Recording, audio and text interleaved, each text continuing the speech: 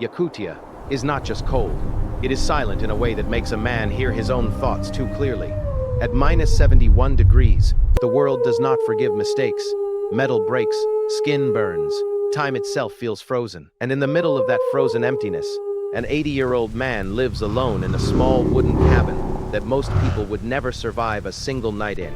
He wakes up before the sun, not because he wants to, but because the cold demands it. If the fire dies, so does he. His hands shake as he feeds the stove with the last pieces of wood he split the day before.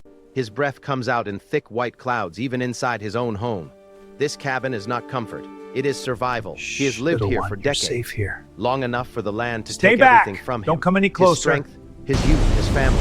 And yet, strangely, it has also kept him alive. People once asked him why he stayed. He never answered. Some losses don't fit into words. That night, the storm is different. The wind howls like something alive, slamming into the cabin walls, trying to tear the roof away. Snow piles up faster than Easy he now, can big clear it. fella. The temperature drops That's even it. lower, Come on over. if that's possible. Good bear. He eats a small meal, barely enough to keep going, and sits near the fire, listening to the storm speak a language only the wilderness understands. Then he hears something else. Not the wind, not the trees. A sound that doesn't belong. Slow, heavy, outside his door. At first he thinks the cold is playing tricks on his mind. It has done that before, but then he hears it again. A low sound, almost like breathing. His heart tightens. In this place, nothing comes to your door by accident. He reaches for his coat, his body stiff with age and fear, and moves toward the door. Every instinct tells him not to open it. Whatever is outside could kill him in seconds. But something deeper, something human, pushes him forward. He opens the door. The storm rushes in, stealing his breath. And there, standing just a few steps away, is a full-grown wild bear. Massive, covered in frost, her dark eyes locked onto his. Time stops. He knows one wrong move is death. Time stops. He knows one wrong move is death. They do not ask. They take. But this bear doesn't attack. She doesn't roar. She just stands there. Then he sees what's at her feet. A tiny cub, curled into the snow, barely moving. The man understands immediately. The cub is dying. In this cold, it should already be dead. The bear lowers her head and gently nudges the cub forward, toward the open door. The bear looks at the man, not with anger, not with hunger, but with something else. Desperation. A mother with no other options left. The man's hands tremble. His mind screams at him to close the door, to survive, to think like an animal in a place ruled by animals. But he doesn't. He steps back and leaves the door open.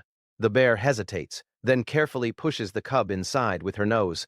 She stays at the doorway, watching, waiting, ready to kill if this goes wrong.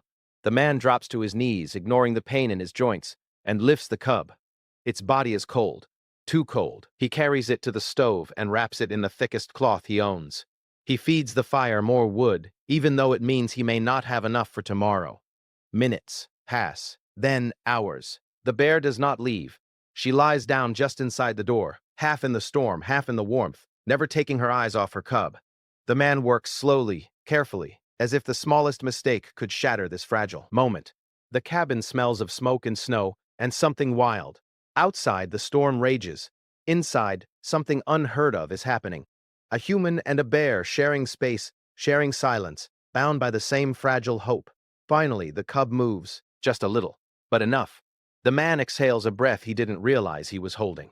He feeds the cub warmth, not food, not medicine, just heat and patience. The bear lifts her head, sensing the change.